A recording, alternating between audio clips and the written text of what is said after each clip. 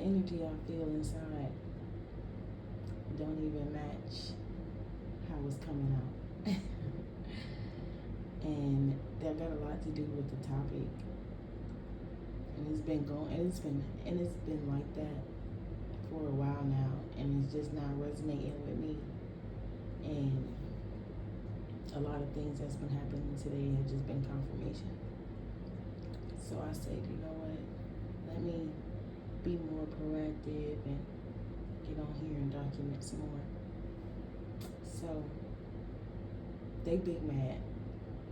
They big mad, and they know who they is. We don't need to speak on names, but they big mad, and they mad because I found my kryptonite and my superpowers. See, when I was in a low vibration and I wasn't expressing myself in a mature manner,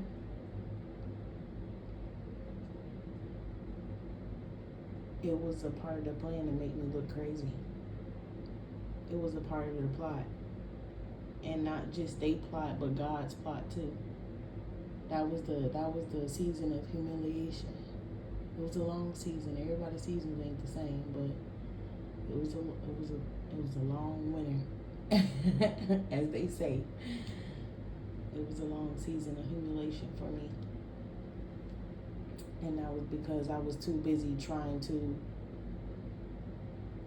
get approval and get validation from everybody else but God.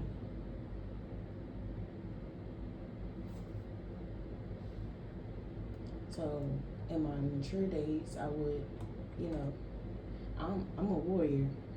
I'm a fighter. So, you know, I'm going to get loud with you, you know, because it's in my blood. You know, let me say this.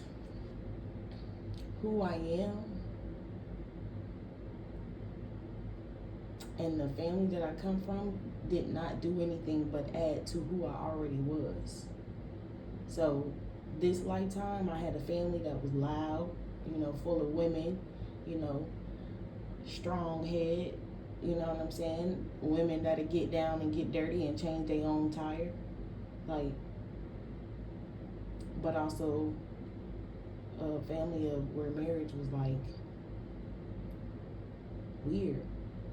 Separations, divorce, no marriage at all, abuse. So it wasn't like I really grew up around healthy marriages for real. So, and I'm saying that to say, like, when they make you out to be the bad guy, they don't like to look at that part because they know that's a part of them that they try to get rid of. So me yelling and screaming and getting loud with people and cussing people, well, not even cursing, it's profanity. Using profanity when I speak, that offended people because it was a part of them that they was trying to kill. But see me, I'm not authentic. But that's what, not this channel, but TikTok, Authentic T. Go check me out. I'm authentic. So I never was ashamed of that side of myself, no matter how many times people try to make me feel bad about, you know, expressing myself in that way. But I did have to mature enough to know that I don't care who believe me or not. I don't care who see this shit happening and what they not paying attention. I seen it. My feelings and what I know to be true is valid. And I don't need validation from nobody but God. And at the time, I didn't know that because I didn't know God. I didn't know God knew me. And that's saying a lot. Because I always would hear people talking about this God, but the God that they were talking about, it just didn't seem right. Like, Yo, why would your God do that to you? Why would your God leave you and you being obedient? Why are you still living like this? If you so obedient, you know what I'm saying? Either you doing something behind closed doors or this ain't the kind of God I want to serve. So for a long time I didn't know God and I felt like God didn't know me. But I had to seem like I was crazy so it would drive me to God. It was part of the plan to get me closer to God. I had to look crazy in front of people. I had to be shunned away and shunned out so that I can find myself. And within me finding me, I found God. I found God. And actually, before I even found myself, I found God before I found myself. And as I'm finding God, I'm finding myself. If that even makes sense.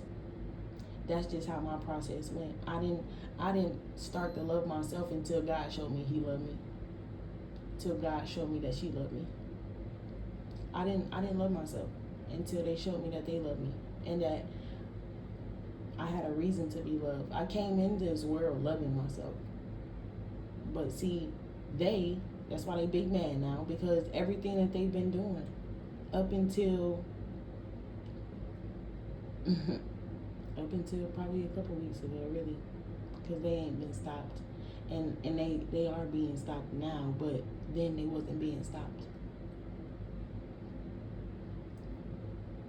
because I had to focus on me. I had to find me to get the spiritual ranking to call judgment.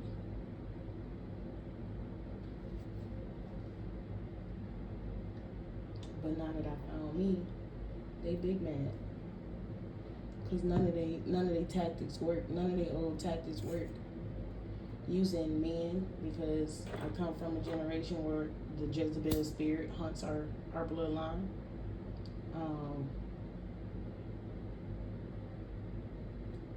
The get back spirit. Once I learned that I don't need to get back. I think they call it, that's not the get back spirit, but whatever is connected to that, the Leviathan spirit.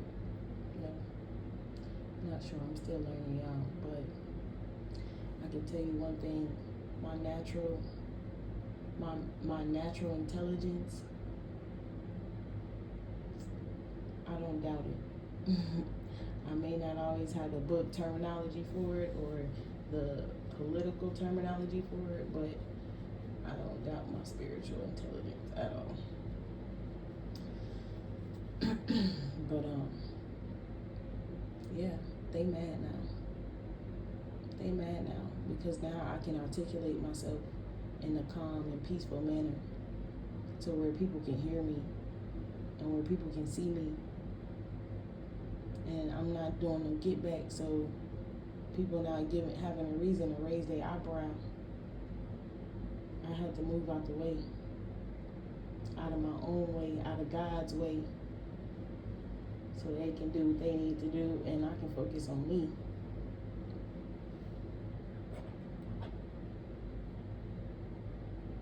Now that I'm celibate, now that I'm okay with being, I was always okay with being, I loved my alone time. I was always okay with that. But now that I don't really feel that, even if it's just one person, I don't feel the need to have one person. And that was out of the need of scared of not being able to survive or not being able to maintain my priorities. That was out of fear. But I don't fear that. That's where faith stepped in. My faith for God got way bigger than my fears. So now that I'm in this place, they big mad.